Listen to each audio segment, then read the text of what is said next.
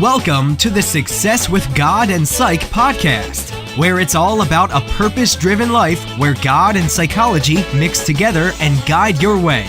And now, your host who's funny, informative, and a straight shooter, doing this so you have a better life, Dr. Jessica Kerzner.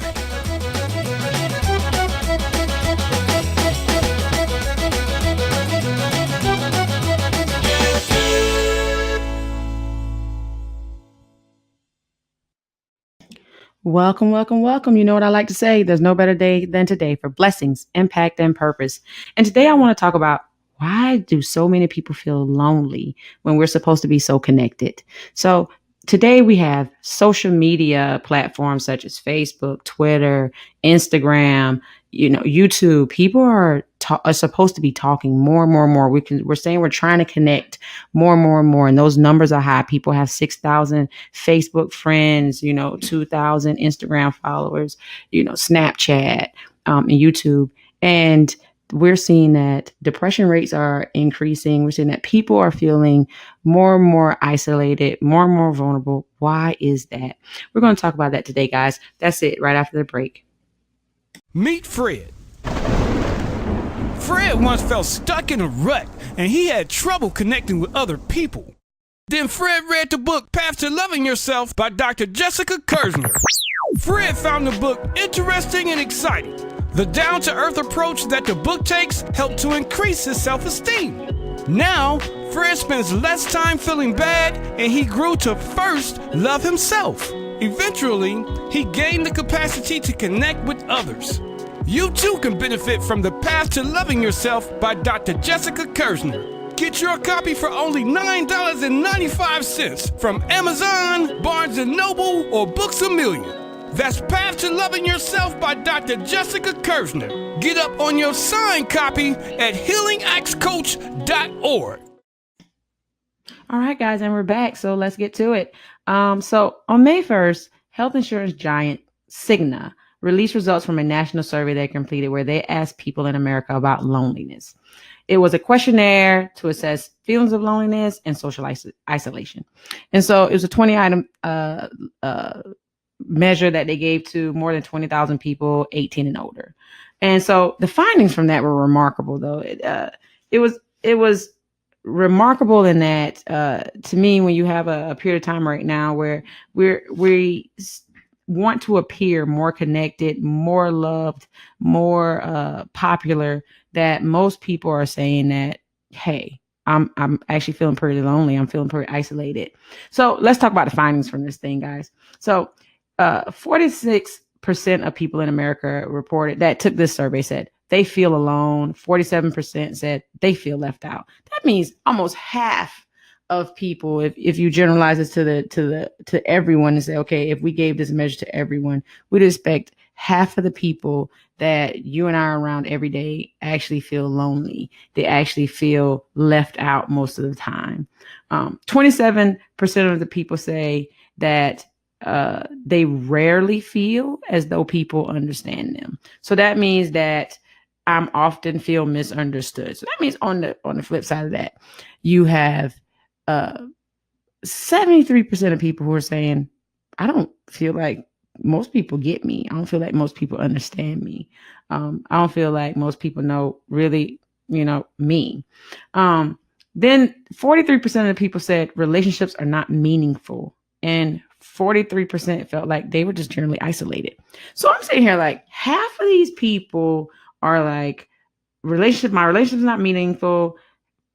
Almost half of these people are saying, you know what, I'm isolated, in a time where you're just saying that, we're saying that, you know what, hey, I'm loved. I have 6,000 friends, or, we come together and we're saying we're connecting more because people are texting each other all the time.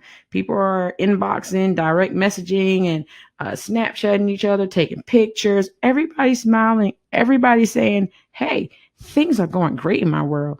And look at these numbers. People are saying, when we actually assess them and say, what's going on in your brain? They're saying, hey, actually, I'm not happy.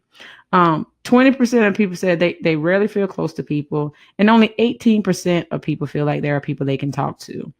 The rest of the findings pretty much is half of the people, 53% say they have meaningful in-person, only 53% of people say they feel like they have meaningful in-person social interactions. So meaningful in-person social interactions, only half of people believe that that happens. And so you mean that most of the people I walk by every day at work, only half of them feel like those are quality interactions that you have with your coworkers. That's huge. I would love to think that most of the people think we interchange well on a day-to-day basis, but I guess that's not the case, guys. And so Generation Z turned out to be the loneliest generation. That's our people who are between 18 and 22. So those are the kids now who kind of grew up on social media and that crave Tumblr, Twitter, Snapchat. You know, they grew up with that access to cell phones from day one and apps from day one, and that population is saying, you know what, we're the loneliest altogether. So we talk about that study. Then let's talk about another study, because there was another study that came out in The Economist where they were talking about something similar, where they looked at social media and how it's linked to mental illness. And what they came out based on a study in 2017 was that a lot of people are saying that social networks increased their anxiety, increased their depression. You know, they had lack of sleep. They felt like it increased their exposure to bullies, and it made them feel more insecure about themselves and their body images. And that overall, that social media was just not good for them. And so they were like, oh man, you know, like all of these things I didn't have before, or I don't think I would have had I not had social media, because it gave people access to bully me. It gave me time to reflect on myself and compare myself constantly to other people. And so the age group for that group in that study was 14 to 24-year-olds. So relatively about the same. So in our population of Generation Z, when you say that's the loneliest population, you're saying that at this point, you know, this same generation is saying, you know what, they're reporting the most mental illness too. They're saying, I'm feeling anxious, I'm feeling depressed, I don't like myself, my body image, and I'm constantly being bullied by other people in the places I'm supposed to be socially protected, which for them is online. And that has caused me to feel not okay at times, and not safe and not healthy. And so that's a big problem to me. When you have two studies that have come out, this is, you know, May was Mental Health Awareness Month. And so people were, you know, the studies were released during this month because people are saying, let's get some exposure to this. Let's talk about it. I went to a presentation, a panel discussion for the NFL, where they were discussing mental health in the NFL and the measures they were taking to increase mental health effectiveness and awareness. And one of the things they were talking about was help-seeking behavior, and that, you know, you have these big athletes and you have these people who, you know, they have people adore them, people love them. They, you know, they have millions of followers. They have millions of people around them. People are always trying to get access to them. People say they love them every day, and people are trying to beat them every day, emulate them. And those people are saying, you know what, actually, I'm feeling pretty sad, pretty isolated, pretty depressed as well. And so when we're seeing that in repetitive populations, guys, you're saying, what's going on? Because, I mean, I know mental illness is not new. Mental health, everybody has mental health, you know, so everybody at some point, you want to maintain that mental health. But we're saying that we're losing that ability to be as healthy as we were before, you know, or is it that we were never really healthy at all? And so I want to talk about that when we come back from the break, guys. We'll continue in a minute.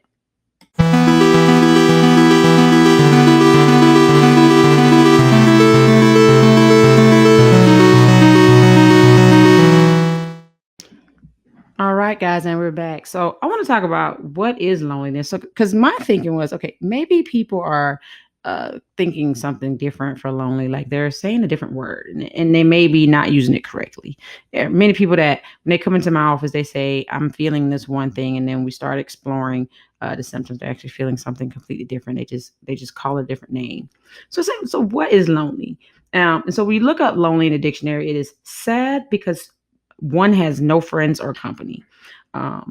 It is friendless with no one to turn to, forsaken, without companions, solitary, unfrequented, remote, secluded. So I'm like, okay, so we're saying sad because I have no friends or no company. That's lonely. I was like, okay, that's pretty accurate. So when you look at this and you say that, like in that one study with Cigna, and they said, okay, you feel left out, you feel alone, you feel that people don't understand you, your relationships are not meaningful. Okay, they pretty much assess that. They assess what is loneliness. I'm isolated. I feel withdrawn. That's pretty bad, and that's pretty accurate. Gretchen Rubin said, keep in mind that to avoid loneliness, many people need both a social circle and an intimate attachment. Having just one of two may still leave you feeling lonely. And so when I came across that quote, I said, I think that's really for me, what I think is the biggest thing now is that you have a social circle and then you have intimate attachment, and those two things are definitely separate. For most people now, where it used to be, or to me, it would more commonly have been at one point that a social circle included those intimate attachments. They included those friends. They included that piece. It wasn't that it was so separate. And so what I want to do really quick was, okay, let me go to Twitter and say, let me hashtag lonely and see what we come up with just randomly right now. What are people saying about feeling lonely? And so with the hashtag lonely. So let's see. How Lone at How Lone says, I feel so hashtag lonely. Lonely Frog says, no one's going to read this. Hashtag means hashtag lonely.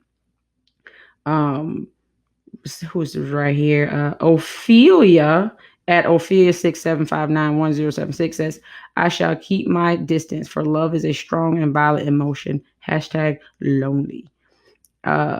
At Nita Life 4 says, the worst thing is not being alone, is being with someone who makes you feel alone. Hashtag lonely. At Bot Useless says, I'm currently feeling hashtag lonely.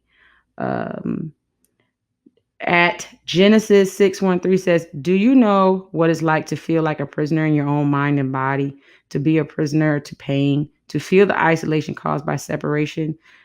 I really hope not. Hashtag chronic illness, mental health, lupus, lonely.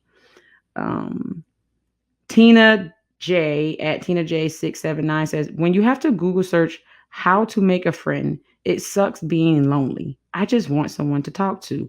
Hashtag friendless, hashtag lonely. Just Why at I Think I Can't Cry says, I don't know what hurts more anymore, missing you or pretending not to. Hashtag sad, hashtag quote, hashtag why, hashtag lonely, hashtag miss you. And at Molly Bernstein 7 says, whoa, you ever just feel lonely? Hashtag lonely. Just found this in my draft, and who knows how long, and honestly, it's even more relevant now. So this is an old post that she tweeted again. And then at I Am Ty the First, I hate when people who have no friends or no followers tweet and act like they actually get likes and tweet and retweets. Oh, wait, that's me. Hashtag lonely. Claire at Dyslexia Dilemma says, hashtag lonely can be the most painful of all. And then the last one I'm going to read is at Furful. Sometimes I get excited to see I have a text message and then realize it's confirmation code for an app. Hashtag lonely. Oh, well, no, this was a good one too. And then at Kenneth 778094, He has a picture of his face as in his face here. And he says, anybody who want to be a friend, #lonely. And so when we go through those tweets, the common theme to me between all of them, besides they were all about being lonely, was that most of the people were saying, okay, I'm supposed to be around people, or I don't feel like I know how to make friends. I don't feel like I know how to reach out to people. No one cares, no one's retweeting me. No one's connecting with me. I posted this years ago and it was irrelevant then. It's the same now. And so that connection, that intimate relationship, people are saying, you know what, I don't have anything that I don't have that intimate connection. And so when you say, why does Generation Z, why are they the loneliest generation? Because they have the most superficial relationships. It's like you look up and I've had kids in my office that when they want to stop and they come in and then they take a quick Snapchat picture of them smiling and then they're crying on my couch the rest of the whole session. And I'm like, it's what we want to portray to the world, but we're actually not telling people about ourselves. And that intimate connection is not there. And so then you say, what do we do? What do we do differently? How do we say we want to make it an intimate connection? And is that possible with social media? And what are we saying about that? So we're going to talk about that next. We'll be right back after the break. Meet Fred. Fred once felt stuck in a rut, and he had trouble connecting with other people. Then Fred read the book Path to Loving Yourself by Dr. Jessica Kerzner. Fred found the book interesting and exciting. The down-to-earth approach that the book takes helped to increase his self-esteem. Now, Fred spends less time feeling bad, and he grew to first love himself. Eventually, he gained the capacity to connect with others. You too can benefit from the Path to Loving Yourself by Dr. Jessica Kerzner. Get your copy for only $9.95 from Amazon, Barnes & Noble, or Books A Million. That's Path to Loving Yourself by Dr. Jessica Kerzner. Get up on your signed copy at healingaxcoach.org. All right, and we're back. So let's talk about what is an intimate relationship. So when we talk about intimate connection, those are intimate relationships. And I said, I don't want to take for granted that people know what that is. You sit there and you have all these people who you sit in a room. I can walk through a restaurant and now you see families where you see people sitting together and everybody's texting on their cell phone. They're all sitting at the table. They're all texting on the cell phone, or they're all on the internet, or they're all on social media. And then everyone stops, comes together, smiles, takes a picture. Everyone then goes back to, hey, send me that picture, send me that picture, send me that picture. And then they're all on their phones for the rest of the time. The food comes, everybody's still on their phone. Nobody's making eye contact. So is that an intimate connection? No, that's not. That's not an intimate connection. So where this used to be a place where, at least that place could be, is not. So let's talk about what it is. Let's talk about what makes a relationship intimate. And, we're going to talk about so let's talk about it. So an intimate connection or intimate relationship is an interpersonal relationship. It means it's something between people, right? Interpersonal, that involves physical or emotional intimacy. So when I say physical or emotional intimacy, the physical part, I'm not talking about that closeness that you have. It's just physical touch. And so physical intimacy is not the same as sexual intimacy. So I'm not talking about that. What we're talking about is just, that physical touch. You could say it could be holding hands, giving someone a hug, patting someone on the back, just saying, shake my hand. Those are parts of physical intimacy. So when you have a relationship with someone, that if you can hug them, you can sit down and be close to them on a couch, or, someone you could sit beside and be in close proximity to, or they're in your, what you call your bubble, and you don't feel violated. That's that physical place that we're talking about here. And people need that. We need connectedness physically. We need to be able to say, let's sit down and have a talk, and we can sit down in the same room close together and have a conversation, not just on social media or on the internet. So then it says also emotional intimacy. So it's not just the physical part. We also need the emotional part for it as well. And emotionally intimate with someone when I think about emotional intimacy, we're saying, I can tell you, I can be vulnerable with you. I can sit here and say, you know what, today is not a good day for me. And when you ask, and I can go beyond just saying that, this happened to me. I'm just not feeling good about it. Or today is a great day. Like, I met this person, or this thing happened and that's freaking awesome. And that person gets there with you. They get in that space. You're able to share that place with them, the good parts and the bad parts of your emotions. If I need to cry with you, I got the tears there. I can do that place. And that's that emotional intimacy. That's the place where you say, I'm truly going to share my feelings with you, and not just my negative feelings, my positive ones too. It's not all black and white here, guys. It's like there's things in the middle too. Like today is an okay day. It's a regular day. Like that's okay. And so that's what psychology says about that. So this is a God and Psych podcast. So I'm like, let's talk about what God says about relationships, because people will say, okay, well, okay, you're talking about this, but I really don't think it's that important. I think it should just be me, and I could rely on my higher power by itself and not need anything else. And I challenge that to say, no, I don't believe that's what God intended. In Colossians 3, 12 through 14, it says, therefore, as God has chosen people, holy and dearly loved, clothe yourselves with compassion, kindness, humility, gentleness, and patience. Bear with each other and forgive one another. If any of you has grievance against someone, forgive as the Lord forgave you. And over all these virtues, put on love, which binds them all together in perfect unity. We also have another one I wanted to pick out, which was in Ecclesiastes 4, 9 and 10, where it says, two are better than one, because they have a good return for their labor. If either one of them falls down, one can help the other up. But pity anyone who falls and has no one to help them up. And so even here, when you look at scripture, we're saying that, God is saying, you know what? It's not good to be by yourself, because when you have someone else, you're stronger. When he says, okay, we have that labor, you have good return for your labor. If I fall down, if some of you fall down, someone can help you up. He said, you know what? You have some strength. You get extra strength with people.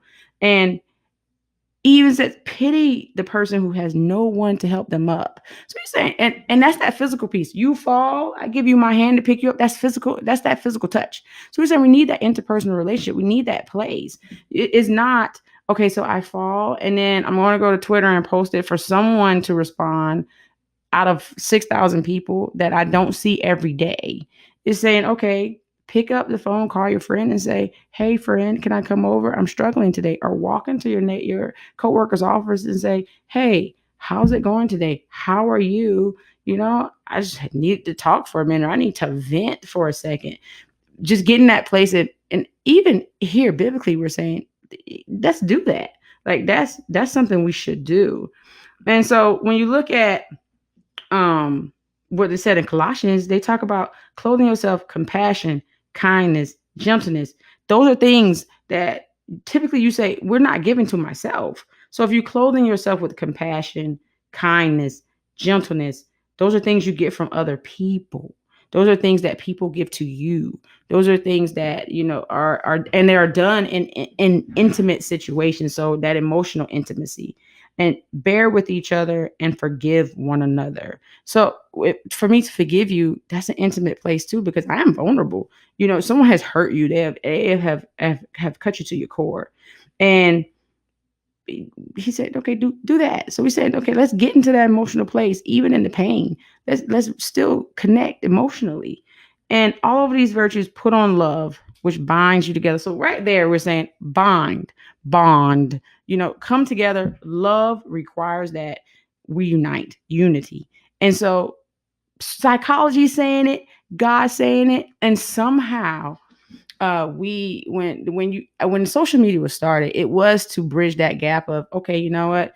I have someone in California that I want to talk to all the time, and I'm in South Carolina, and so they said, you know what? Let's find a way for you guys to stay connected, and you guys still talk. But it was never supposed to replace the physical piece and the and the emotional piece to be intimate. And you can still use social media. Don't get me wrong. You can use social media to be, you could, I'm far away from my family and we Skype all the time. So we use social media to remain intimately connected to our family. We have that place where, it's almost like we are touching each other because we're on Skype, and you have that. I can see their expressions. We connect. We have that place where we can feel bonded, and we still talk about the things that matter. We still talk about the places where you can still feel raw, and you can say, okay, this has not been good for me today. And so we need that intimate relationship. We need that interpersonal connection. So how do we do that? How do we get back to when Gretchen Rubin says, in order to avoid loneliness, you have to have both a social circle and an intimate attachment. So we talked about an intimate attachment where, okay, you need that physical, emotional piece. So guys, connect more. So what we're saying is, it's not just enough to tweet something out or Facebook something out. Reach out to someone that sit down in a room with someone, put the phone down, put the social media down, and say, don't tweet out how you feel. Talk about how you feel.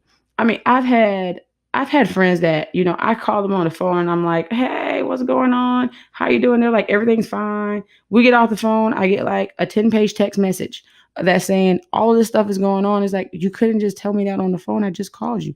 But I'm that person. I call you right back. So you texted, okay, that's your way to communicate. Me, I'm saying I'm going to still keep this an intimate place for me. I'm calling you back. And when I call you back, I'm saying, okay, so I read your text message. And then I'm saying, okay, so I really wish you could have told me, but okay, you gave me information anyway. So let's still talk about it. Let's talk about what you just sent me. And because it's not like it has to be life or death, and it's not has to be this heavy thing. It's just, let's talk. Let me hear this in your voice. Let me hear the seriousness for you. Let me hear the context. And that still bridges intimacy more so than the words just on the paper or words on a screen. And so let's talk about that social circle. And so we're going to talk about that when we come back, guys.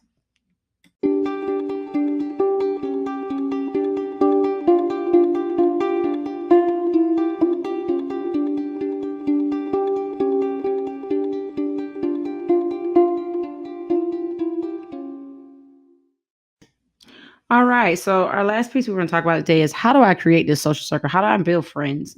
And part of me was like, okay, this can't be that difficult. But then when you go back you look at the studies, you look at what we talked about already, and you say, okay, this is definitely something we need to talk about, and say, how do you make friends? How do you build your social circle of intimate relationships? So you have a circle, and then you make those relationships. Then you want to get those relationships to be intimate connections. And so let's say you're that person that says, okay, I don't have any friends. I don't have anyone. What can I do? And so they have a lot of access in your areas. Like you have meetups, and people can go to meetups. Is where you have like things that you like. And Meetup is internet site. And on that site, you say, okay, you know what? Let's say I like bowling. And so they have a bowling meetup, and those people all get together who don't know each other, and they sign up and say, yeah, I want to go. Or you just look and see when they're all meeting up. You show up and say, hey, are you here for the bowling meetup? Yeah, I'm here for the bowling meetup. Yeah. And then, hi, I'm Tom. Hi, I'm Jessica. Yeah, where are you from? And you start that conversation. And so they created that because people were struggling with trying to find ways to connect, and people in cities when they moved, and they didn't know anyone. And so you have meetups. You also have where you work. You can join recreational activities, so like sports groups. There are always things in the community that are available. Now you have all of these paint by number type things where you go to groups. You can go by yourself and you meet people there, because you're the one by yourself. Usually people that go to those things want to socialize anyway. They're there to socialize. So they're going to talk to you unless you don't want to be talked to and you ignore them when they say things. And so go and actively participate, reach out and start talking to people. So what am I saying here? What's the basic premise of all these things? Find some way that people are already gathering in your community in some type of way and say, you know what, let me just throw myself out there and be a part of that. But let's say that makes you really nervous. What else can you do? Well, we have work and you have people at your job. And people at your job, even if you say, okay, I'm not going to try to hang out with them outside of work yet, you can start to bridge those conversations, bridge those relationships, and build conversations with them by, hey, you want to go to lunch? Hey, what'd you bring for dinner? Or what'd you bring for lunch here today? Well, this is what I brought. Just making simple conversation that starts to give you some type of connection with people, and then it builds into a new place. But the one thing that will not happen is you're not going to stand still and in one spot and just wait for people to come to you. Unless they're people like me. I'll talk through the wall. I'm like, hey, so why are you just standing there? Kind of weird. Didn't want to say what's going on. Are you okay? Kind of check in. Most people aren't like that. And most people find it weird when I do it. They like it, but they find it weird at first. They're just like, I couldn't do it. I wouldn't do it. Me, I'm always just like, I'll do it. I'll reach out. I'll do that piece. It's just me. So, but I do know it is not most people. I think if I stood still in a hallway, most people just kind of walk by and then look back after they pass you and just go, what's going on with that person? Most people aren't going to check in now. I think that is the norm. And so that's not going to happen. So you're saying you have to still put yourself out there some type of way, and you find a way that's the least vulnerable at first for you. And then you have to start moving into that vulnerable area to say, you're going to have to put yourself out there some. But if you don't do anything different, you're going to still be lonely. You're going to still feel like you're not connecting. Those relationships are still going to be superficial. You're still going to have 5,000 Facebook, Twitter, Instagram, Tumblr, Snapchat. I can keep going with this all day long. And at the end of the day, you still feel like no one gets you. No one has it. No one makes it happen. And then sometimes you're that person where you have those people around you. You have people that you talk to all the time. You have people that you connect with all the time. And sometimes you still, even with all those people, you feel lonely. You look at people like Robin Williams, the recent musician that committed suicide, Avicii. You have those people who they still felt lonely and isolated, even when they are around people and connected, right? And so we say that even sometimes it's not just having the people around you. It's not just having that social circle. It's having those people that you feel, your perspective, not what other people feel is intimate, what you feel is intimate. So sometimes it's not just that you have people that are calling you and saying, hey man, how you doing? What's going on? It's that you are willing to be vulnerable with that person. You need to find that person and persons. I would say I wouldn't make it one person, because one person, that's a lot for one person to bear. It's just like people get their spouse and they try to put everything on their spouse. And it's like your spouse is human too. And it's good to have a friend to balance some stuff off of, someone else and your spouse. So you're saying, but still, if you have no one person is a start and one person is really good. And so it's like, find that one person that you say, you know what, I can call you and right now I can talk to you about it. That person is going to be connected. That person is going to be listening. And no matter, it's not really about what they respond in like, are they going to say the right thing? Probably not, because none of us do. We don't always say the right thing. But it's that you feel that, you know what, this person I'm willing to do that with. And that's a safe person for you to do that with. And what happens is that starts to grow, because if that person doesn't respond well, but you still feel that way, give them a bit of grace, just like you want them to give you grace and say, I just really wanted to vent, or you know what, I'm really happy you listened, or you know what, I want some advice. Give me some advice. I've told people that, give me some advice. They go, you don't need advice. I do. That's why I'm talking to you. I want your advice. I didn't want to get the professional opinion. I want the person that feels life and not trying to tell me the correct thing to tell me. I want that piece from you. That's why I came to you. That's why I trust you in this space. That's why you're the person I picked. And that's the person I picked. And then they say, oh, okay, well, and I get that piece and we grow, and that becomes stronger. That's what I'm saying, guys. Grow, get stronger. I feel like I need to make another podcast about this again. But anyways, guys, please like us iTunes is where it matters, is where we build the audience at. So please go into iTunes, Success with God and Psych, subscribe, download the episodes, guys, send some reviews, make some comments. I hope you liked today's episode. And I enjoyed it. I really feel like I'm going to do a part 2 on this one. I kind of feel like I'm not done, but anyways, have a good night. Check me out on Heal Next Dr. K, and Heal Next Coach, and Heal Next Dr. K at Twitter and Facebook. And have a good day, guys.